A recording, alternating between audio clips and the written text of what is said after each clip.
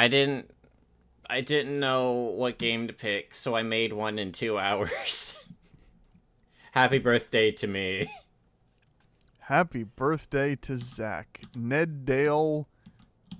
We have Ned Dale. We have pizza. I mean, this is a card game made by me. It's got to have pizza in it. Uh, Vincent, Marge, of course, Oh no, not Marge. and Brandon. It's me, Marge. I haven't seen you since high school. Oh god. High school in jokes that nobody watching this right now is going to understand. Well, it's a it's a high school in joke, but I've actually put her into one of the stories I want to do. Okay. So it's not just a high school in joke, but she is based off of it. Zany is another one of the story ideas I have. Creepy Town, because I love my creepy towns. I love being stuck in a creepy town. Okay. Ray is from one of the stories. Felix is from the same story as Marge. And there's me, because I self-insert myself into everything for some reason. I whipped this up in 2 hours. It's a card game. You and your opponent, which is just AI, quote unquote. They just play a random card. But we just go back and forth playing cards, dealing damage, and whoever has 0 or less health loses. All right. This is gonna be a very short one. Like I said, I didn't know what else to pick, so I just made a game because I could do that. Probably. Well, I'm gonna pick myself, of course. Have to pick myself. And then we have Davis, who I keep mixing up with David from Animorphs. Oh wow. Okay. We have Caesar. Hail Caesar. Yes. Yes. Teddy Franklin. Charlie. Kane. Purgatory. I had to put in Purgatory. Oh no. Cat Mascot. Whitcomb. Instead of sitcom. Oh no. I didn't want the whole thing to just be community references, so community is going to be represented by Whitcomb. Because it's a witty sitcom. Yeah, that is similar to a show we had at my college TV station. There was another show that was kind of a rival to the show I was working on called Witticisms. And they just did like skits, and one of the skits when we did like the big show of like, hey, we are advertising our shows, so you can come join this TV show at your college and be a part of this show that's going to air live on air. And Witticisms commercial had a joke in it of a character going, I'm 125 different genders at once. And it was stale back then, and I mean especially in the area I was in college, it was never really funny. It was just kind of like, yep, you guys certainly are the wit of the campus. Good job. Wit, more like shit. I had to work like 7 hours out in the snow, so I'm feeling all kinds of weird. Oh yeah, no, I understand. So let's dive into this. I got to finish building my, not exactly deck, my hand. Alrighty. Yeah, we both get 6 cards. And then like pretty much like I pick a card from my group, and then I give the opponent my cards, and then they give me theirs, and then we basically change back and forth picking a card until we both have 6 cards. Okay. So now this is all my stuff. I want to hit him with pizza. Unfortunately, he did not hit me with Ben, because Ben does no damage unless he has at least 3 improve, which he does not. So what is Ben a reference to? Did Ben drown, or what is like the reference? No. No, Ben did not drown. It's just a name. Yeah. It's Vincent's friend from that old Catboy story. Oh, that's right. from like over a decade ago. Oh dear, yes. Cat mascot is Morgana, I assume? A Morgana Yep. reference? Yeah, it's Okay, a yep. Morgana reference. Yeah, I just decided since it's my birthday to reference either a bunch of stuff I like or a bunch of ideas I had over the years. Mm-hmm. Yeah.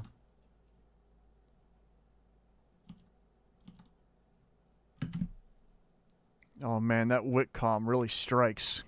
Yeah, I purposefully just made the game very non-serious, a lot of RNG Sure. elements, or just if you just press spacebar, play the card, it does a thing. Right.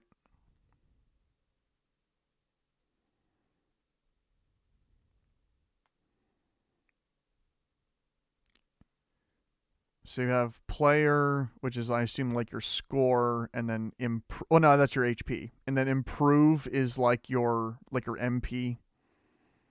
Uh, it it's not really MP. It's more like some cards can improve your other cards. Well, improve is, I guess you could call it more like experience. Some cards add to your experience, and then if you have high enough experience, you do extra things. Okay, I see. Yeah, like Caesar is he adds one improve, and then if I have five or more improve, he'll deal 6 damage instead of 3. Okay, cool. Or like pizza improves my improve by 2, and then if mine is better, I deal 4 damage, which I win. It's really not difficult at all. It's just meant to be very easily replayable. This is definitely the most background noise episode that we have ever made. So if I had to eat pizza to use it as a weapon against my enemies, I would eat it, and then I would pretty much almost immediately just lose all energy and pass out. Yes. Because that's how pizza makes me feel. Now I'm gonna pick Ray, who will deal 1 to 6 damage to myself, but he'll do 8 damage. Okay, so Ray the Flying Squirrel, I assume was the reference, of Now, course.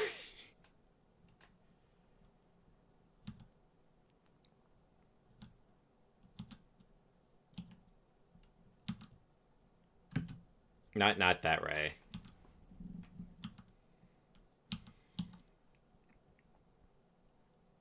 Although I am gonna pick Zany. Zany is a character I thought of, and for whatever reason, I thought of this years ago, where I wanted him to star in a game that was a fusion of Streets of Rage and Sonic the Hedgehog. Oh. I don't know why I came up with that. Basically, I just imagined a very, very fast Streets of Rage. Right, yeah, I can see what that could be.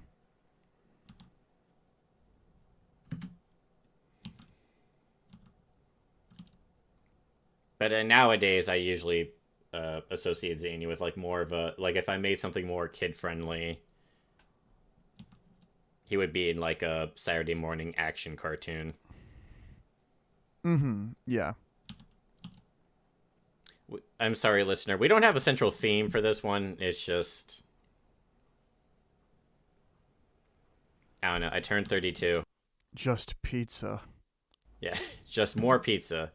I'm turning to dust as we speak.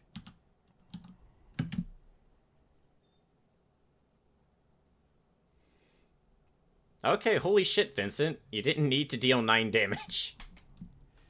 Oh my god. Wow, is Zach gonna make it out of this round?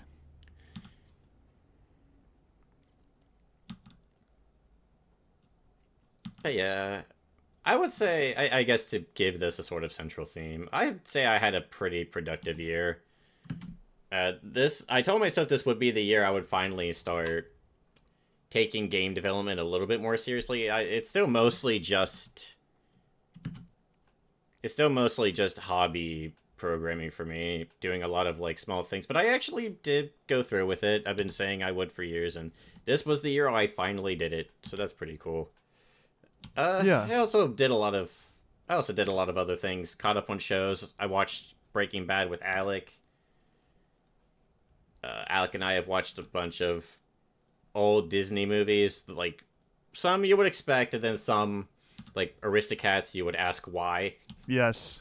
But Aristocats honestly was okay. That's what I hear. Is that it's like, it's just okay. It's not like awful or anything. It's just one of the weaker Disney animated features, which, when you compare it to like the stuff they're making now, I mean, where does that would you say Aristocats is better than Wish? Yes. Yeah, I think I would say that. Yeah, cuz Wish is just so okay.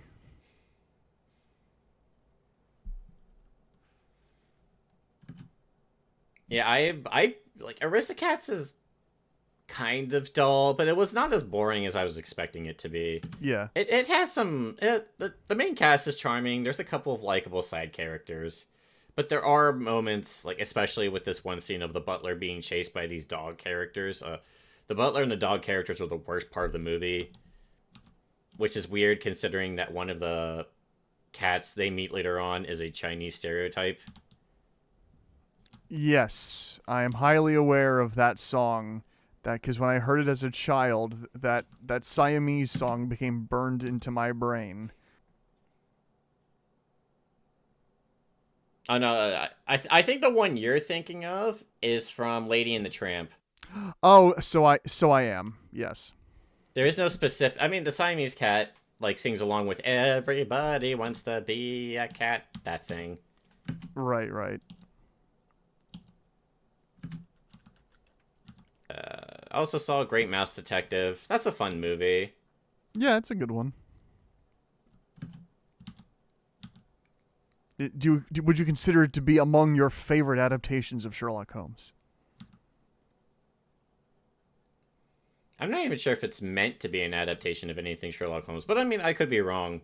As much as I kind of enjoy the character, I haven't actually read or like watched anything that much about Sherlock Holmes, and one day I want to rectify that, maybe next year.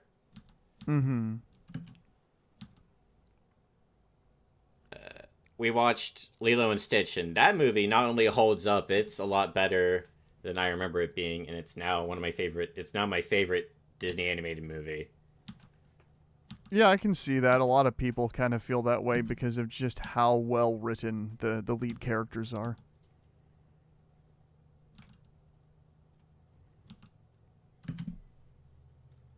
I mean, for a while you were doing kind of the more obscure, off-the-cuff Disney animated movies. So at some point I thought you were going to do like Oliver and Company. We did. You did do Oliver and Company, okay. Yeah, it's whatever. Yep. It's the best way I could describe that one. It exists. It has that one song I remember, and then that's it.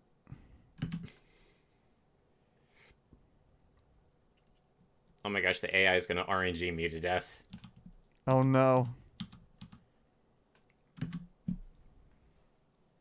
Yeah. Oh, I finally saw Jurassic Park because Brandon will not stop making fun of me until I saw it, so I finally saw that movie. I wouldn't say it's even making fun. It's just that, I talk to every single one of my friends going like, oh yeah, Zach hasn't seen Jurassic Park. And they go, he hasn't seen Jurassic Park of all things? I'm just like, no, he just never really saw it. And it's just like, okay, well, make him watch Jurassic Park at some point. And I'm like, I know I need to. Just get it out of the way. It's Jurassic Park. Everybody should probably at least see Jurassic Park once, even if for some crazy reason they don't like it. It's still like one of those movies, that kind of defined Hollywood, one of those just great concepts that are well executed.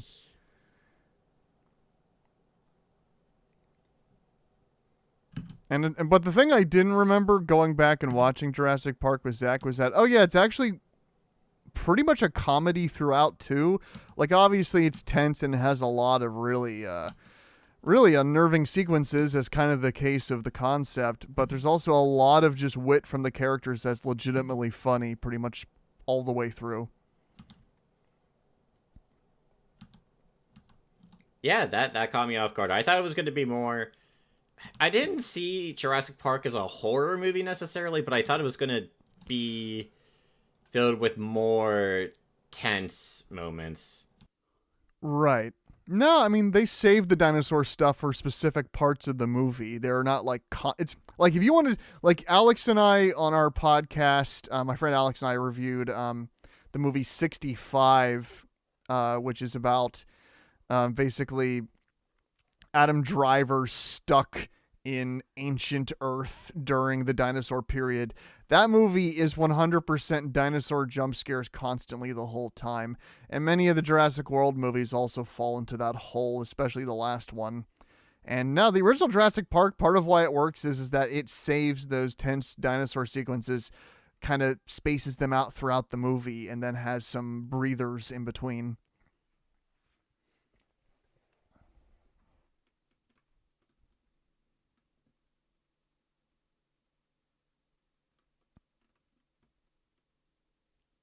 Yep, good setup and payoffs. Of course, Jeff Goldblum's character is remarkably likable and memorable. It's hard not to like Ian Malcolm. But I also just really like the rest of the cast too. Grant's just a really fun, like likable guy who just like, oh, I don't like children, and then he gets stuck with children the whole time. They're more terrifying than the dinosaurs. No, the children are also really well written in the movie. But there's that part where the girl uses the flashlight and shines at the T-Rex, and I was just like, oh, come on. It's really stupid. Yeah. But besides that...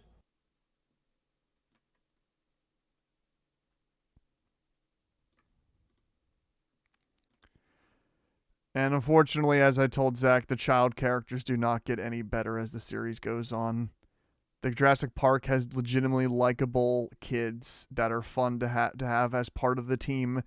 And then every single child character in every single Jurassic Park movie after that, I just remember being annoying or doing something just like irredeemably stupid.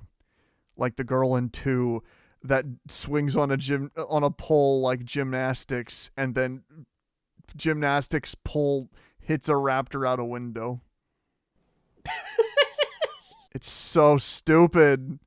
That sounds hilarious, though. I mean, like, 2's honestly not that bad or anything. Ian Malcolm is the protagonist, and he's still pretty fun. He works better as support instead of a protagonist. But there's some really good dinosaur sequences in it. It's directed by Spielberg once again, so the action is like top notch in the movie. There's a lot of stuff to like about Lost World, but it's not. I mean, Jurassic Park 1 is just, kind of on a whole other level with the others. And I haven't seen 3 in years, but I kind of want to go back to that now that I've seen all the Jurassic Worlds, because I don't like the Jurassic World movies very much, and I'm curious how, the weakest Jurassic Park movie compares. But I do remember a sequence I thought was pretty dumb in 3, where this one kid steals a T-Rex egg and is hiding it from everybody the whole time. And then, the T-Rex wants them, but they can't tell why.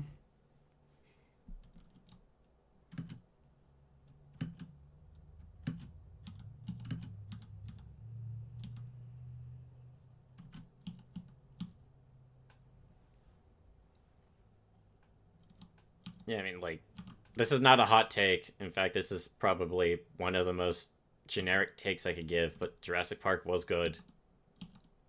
Not that anyone needs to be told, but... Mm-hmm. I mean, yeah. I would hope it's good. It spawned 5 sequels and shows and video games and theme park attractions too.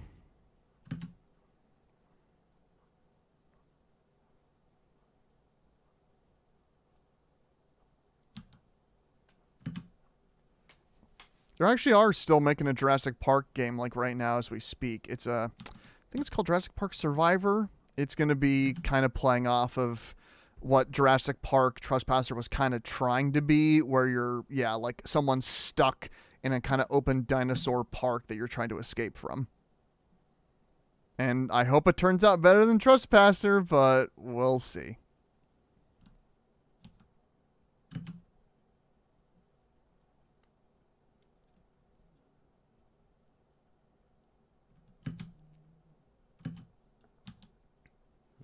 I'm trying to think if there's anything else notable I've done this year.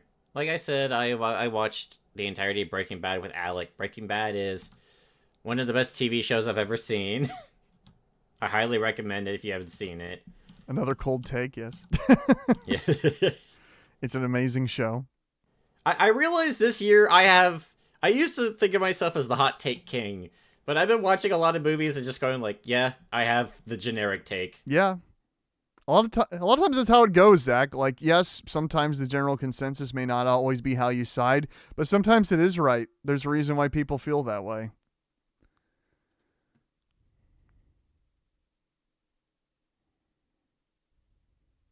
They sometimes do get it right.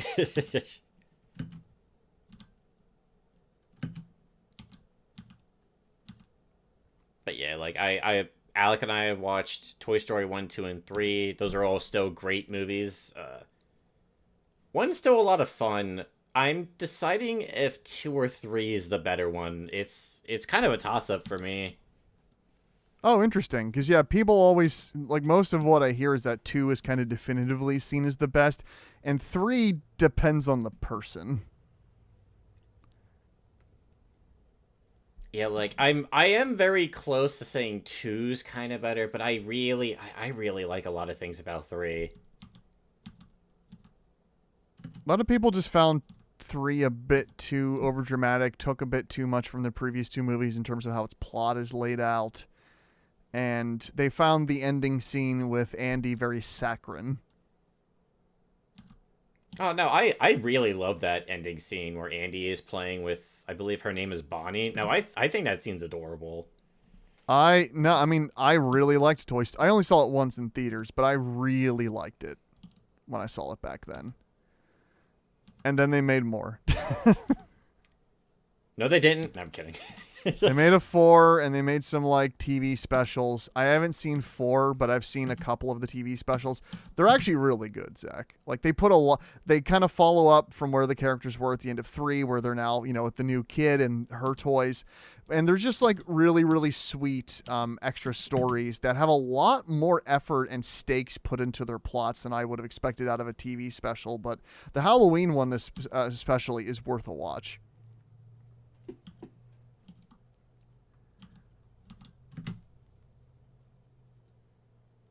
All right, yeah, we might watch more. And obviously they're shorter than the movies. Oh, yeah. I figured. So not as much of a commitment either. Yeah. Alec and I might watch 4, or I might end up watching on my own. It depends on how he feels about the idea. So is one of those Toy Stories your favorite Pixar movie, or do you think there's something else that you like better? Trying to remember all the Pixar movies I've seen. I mean, I would probably say Toy Story 2 might be my favorite, but WALL-E is also Pixar, right? Yes. Okay, yeah, because we might end up watching that one next, because I still haven't seen WALL-E at this point. And I've heard that one's great.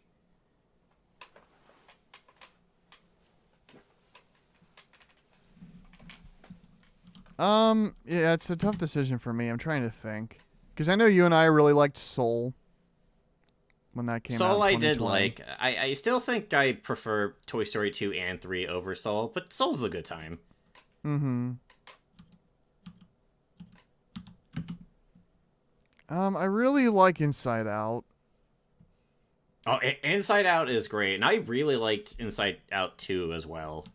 Yeah, Inside Out 2 was fun. It wasn't like a massive improvement over the first, but it was like what you wanted. It's just like a nice, solid follow-up that kind of adds some things. I mean, Incredibles is such a good movie. Yeah, Incredibles. I can't believe I forgot about Incredibles. I think I also saw that one again this year. I also like Up a lot too. I think I might be a Oh, Ratatouille guy. Ratatouille might be the one that's my favorite. okay, yeah. After you saying all these movies, I've seen more Pixar movies than I remember. I don't know. I guess for some reason I thought of them more as Disney than specifically Pixar. But yeah, Up is very good. Up is very good. Turning Red is also Pixar, Zach. Oh, for some reason I thought that one was specifically Disney. I mean, it's after, the kind of Disney Pixar merger, so some people get that confused. But no, I mean, it comes from Pixar specifically. That's also a really good movie. No, yeah, like I was worried after seeing the opening, but once you get past the opening, I think it gets great. And there's a couple here I haven't seen. I haven't seen Onward. I haven't seen Lightyear or Elemental. Oh, I have no plans to see Lightyear. I mean, who knows? Maybe that'll change in the future. And I haven't seen Cars 3 or Cars 2 for that matter. I never want to see a Cars movie again. I've only seen the first one multiple times because my dad likes to watch it and point out to me what all the different car models are. I mean, at least it did something for him. I guess. Monsters University. Well, I liked better than some people did.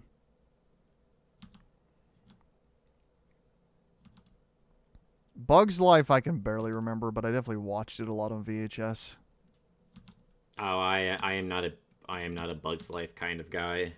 So are you part of, in terms of the ongoing debate, Zach, would you say you are the ants person? You prefer ants to Bug's Life? That's certainly a question. Maybe? I haven't seen either in so long, but if I had to guess solely by how I feel like Kid Me would have thought of it, yeah, I think Kid Me would have been an Ants over Bugs Life guy.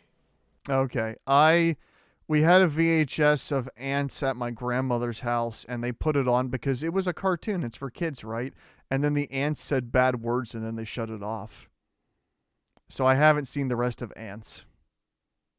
I've only seen Bug's Life multiple times.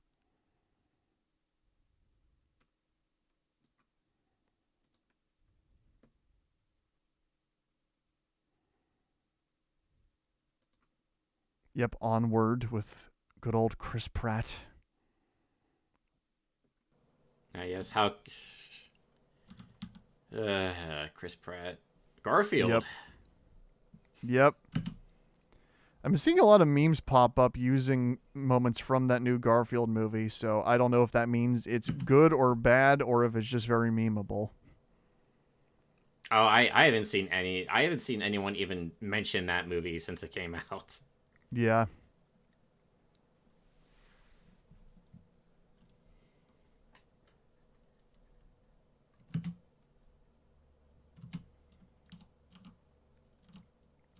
Yeah, I think I talked about most of what I did this year. I'm not sure if there was anything else of note.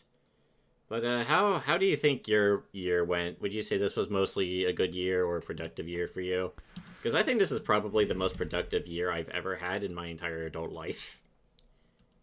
In terms of the projects I do for my hobbies, or I mean, I guess I would call, like for example, the podcast more necessarily than a hobby that I do my movie show. But yeah, they were pretty eventful. I mean, certainly the Let's Play channel we run here has had. I mean, Keeping BZ, we put out like 50 episodes in 1 year, so I'd say that feels pretty good. The podcast, I've done a good decent amount of episodes this year. I've been trying to get things up to 100 by the end. Well, trying not to stifle quality that much. And yeah, I'd say that there's been some good stuff this year. As usual, a lot of the better episodes can be attributed to my buddy Alex hopping in to share his thoughts on things as he comes in and out. But otherwise, I've been trying to work closer towards, finding that right job that's going to hit, where I'm going to move out of the area and I'm going to stake my claim outside of my hometown and move on with things. But just the right opportunities just continue to not line up. But I did get to go on some, nice little trips this year. Zach and Alec and I did get to go to Sci-Fi Valley Con for a bit. I got to go up to Too Many Games in Philly and hang out with a friend of mine named Veronica over there and her girlfriend. That was a lot of fun. Went to a Yuletide festival just yesterday, actually, where I dressed up as Krampus and just shopped at like different shops and just hung out. It's basically like a Renaissance festival, kind of painted over with like a Christmas theme, and it was pretty chill. There was some good food.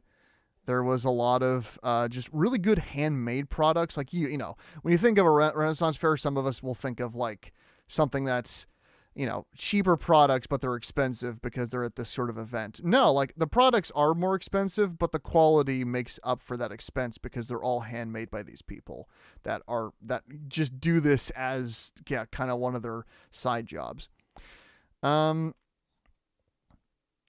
than that, I mean, otherwise, I don't know if I'd call it a super eventful year. I mean, last year I went on a lot more trips. 2022 was when I went the whole way over to the other side of the world to Singapore. But I got some good work done this year. I got some good stuff done at my job. I'm helping out some other friends in the family with their business combining with another business, and I'm helping things move along that way. That's been nice.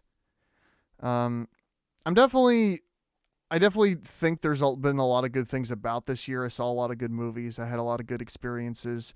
But I am also very much looking forward to 2025 being a really good year of just stuff that really is going to motivate me to finally stake my claim and move and consider what my future is and what I truly am doing, because I've been out of college since 2018 and I really don't know where I'm going or who really what's going to be the thing. Like what am I going to be, where's going to be like the community I'm going to associate with that's going to be able to have enough of a support system that I'm going to be able to live happily for the rest of my life, and what's going to be the job that really makes me go, like, do I want something that is going to really make me happy, that it's not going to pay great, but it's going to be like one of the best jobs I've ever had, and it's going to make me feel good for the rest of my life? Or am I going to take something that I feel kind of neutral, but not necessarily negative about, that pays well, that I'm able to live comfortably with, and the real passions in my life will be the things I do outside of work? I don't know. That's the things I continue to grapple with, even as I like Zach, I'm 32, so I'm trying to figure out what I'm doing. But Sonic the Hedgehog 3 comes out in 4 days, and that does definitely fill me with enthusiasm to see how this year ends up. My entire feelings about how this year was, and if it was good or bad, is all staked on the claim of how a Hollywood corporate system writes Shadow the Hedgehog. So I guess we'll see. My game just glitched because I'm an idiot. I'm really satisfied, especially with just side project stuff. I think the podcast has been good, and I think our channel has been better than ever, honestly. It helps that we've actually uploaded videos to the channel. Yeah.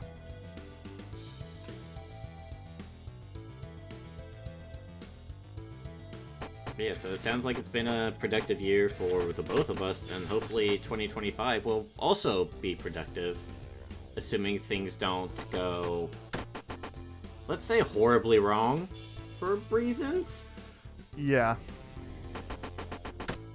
We'll see. There's a lot that could go wrong once the shifts in governments happen, but we'll see what actually comes of it. And how many of our people we know will go, all right, up to Canada with me, and the Canadians will go, "Oh no, you don't. You made this mess. Get back over there." So, but we'll see. I trust my friends and myself that anything that goes wrong, we're gonna push back and make sure things are better.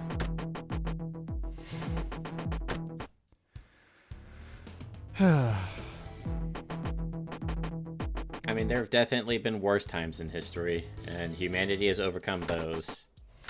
I mean, you know, after 2020, there's a lot that I feel much better thinking about the world in a way where I am gonna just keep looking forward to things.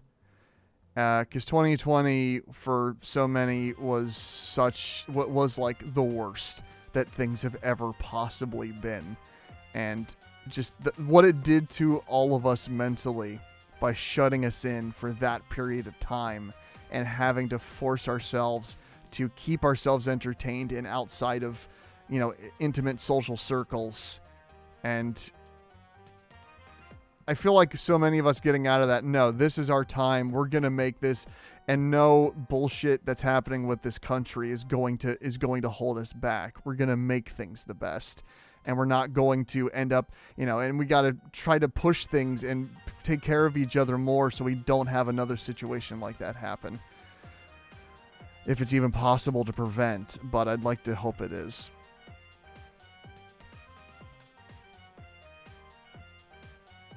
As sappy as it sounds, I like to hold on to hope. Kind of because that's what I learned from anime.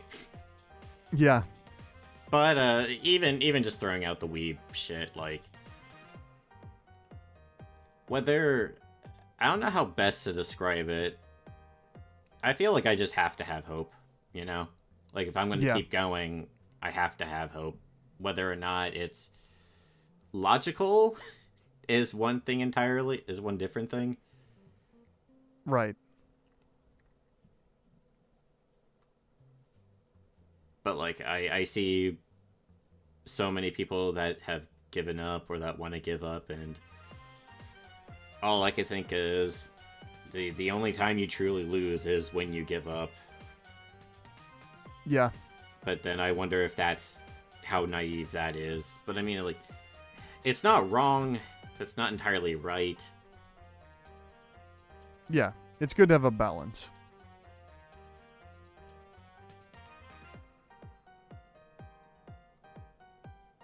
But it definitely feels like you have to have more optimism going forward, or hold on to it.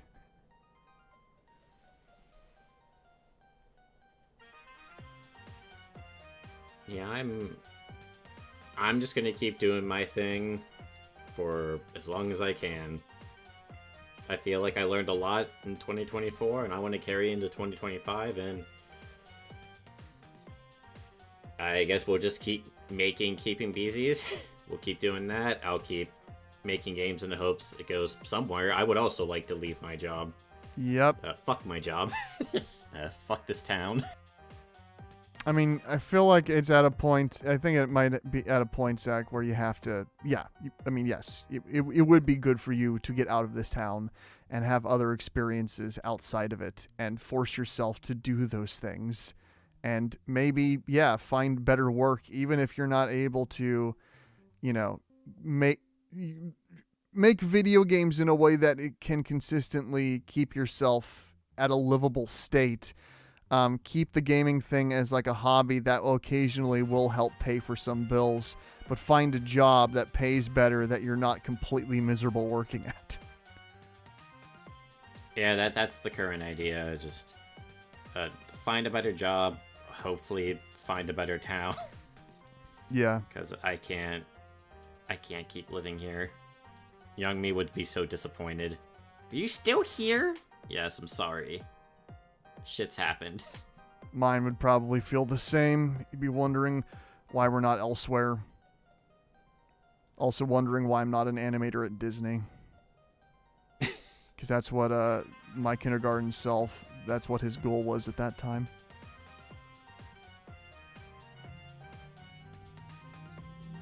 And then I moved on to other things. I mean, it's kind of good that you didn't become an animator at Disney. In the same way that young me would be disappointed I didn't become a game developer, but we both avoided crunch. Yep. Though for me, it's one of those things that everybody goes through, whereas I've gone through different eras of my life, and especially going to college too, it really makes you think, okay, but what am I doing? What am I gaining from this that's going to propel me forward? And that changed constantly. First it was being an animator, then it was doing like stage acting for a number of years. Then it was, oh, but I'm going to use the stage acting to do voice acting. Then it was, or maybe I should get a job that will actually pay. How about I work in like the entertainment business, because that's what I grew up in, because that's what my family business is. And so then I started doing that stuff in college, and that has worked for a number of years now. But now it's finally time to go, okay, yeah, but what's next? This isn't sustainable.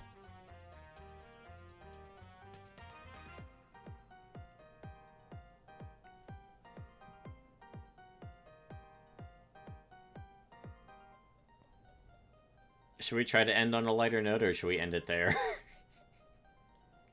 Trying to think what other lighter note I would really give. I mean, I think it's always good to, even if you're not going to fully live up to them, to set those New Year's resolutions and consider, hey, so what are we doing now? What's the next step? And try to set goals for yourself. Like, look at lists of like what's coming out. And if there's something you're really looking forward to, then yeah, put a pin in that and look forward to it. Keep yourself going. Always have a new thing to put the pin in, to go, this is, okay, yes, this is coming. I'm excited for this. I'm going to hold out for this. And never, ever run out of those. And find a support system of people you really care about that will help you through the difficult times, and that you can help them through the difficult times. Don't just don't just lean on their shoulder the whole time, because that's not sustainable either. You just gotta, yeah. It's just like anything in adult life. It's all about just, taking things one step at a time and thinking, okay, so what now? What are we doing now? And that's part of the joy of it, is knowing that you do have a lot of time left, and you do know that you can do what you want and try to live for the best. I mean, we act like this is like some sort of new development that, oh, the world's ending. Oh, we don't know how much longer we have. But back in the 80s, when there was the threat of the Cold War, a lot of the culture of the 80s was inspired and created by people that thought they were going to be nuked by Russia at like any second. And so a lot of people in the 80s lived like it was their last days and did things like it was their last days. And because that's the world they lived in, that's what they thought. But hey, they came out the other side totally fine. With the own problems of the culture of the era, but what I'm saying is that they're alive. They got through it, and despite feeling like it was all over, things don't end. They just keep going. I mean, that's one of the things I love about the show The Wire, is that while the whole point of the show is that there's so much about the American system that doesn't work, the point is that it despite everything, despite all the change we try to make, it will keep going. And we will keep going. We just got to keep it one step at a time and believe in the people that, believe in us. As the song says at the end of season 2 of The Wire, I feel alright. Anyway, the TLDR, adulting is diffy, and we're going to end it there. Thank you, Brandon, for joining me for this on my birthday. Thank you, audience, for watching. And we might have one more video before 2025. I guess we'll see. Maybe we'll come up with like a New Year's thing. Yeah, you're buckling down for some game development in January, so we'll probably try to get something out before the end of December and go on from there. Yep. But for now, have a good night.